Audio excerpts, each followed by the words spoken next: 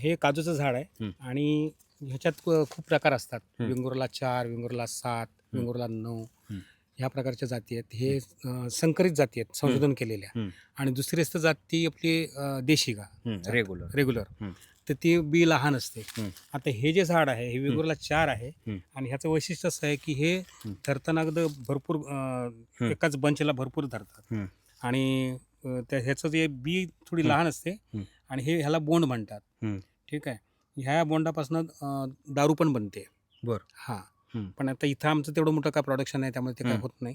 आम्ही फक्त बी काढून घेतो हं. आणि बी जे आहे हं. ती आम्ही बाजारात विकतो. हं. आणि ह्याचंच कच्ची बी जी असते ही, हं. तर हां. हे थोडी जून झाली ना, हं. जशी आता ही बी आहे, हां, हां. तर ह्या बीला कापून हं.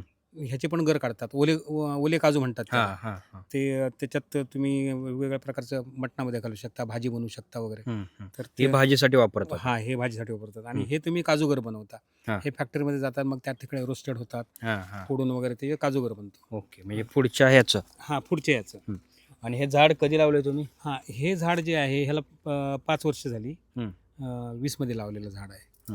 मग किती वर्षाने याला फ्रूट चालू होतं याला? ह्याला 3ऱ्या वर्षी धरायला लागतात. 3ऱ्या वर्षी झाडाला. हं. ओके. आणि ह्याला पाणी वगैरे कुठल्या वातावरणात येतं? हे आपलं पश्चिमी घाटातच जास्त पण हे तिकडे वर पण लागतात, लावले जातात. हं. पण इथलं जे प्रोडक्शन जेवढं मिळतं हं. तेवढं तिकडे मिळत नाही, जरा कमी कमी मिळतं. मिळतं. ओके. Thank you sir.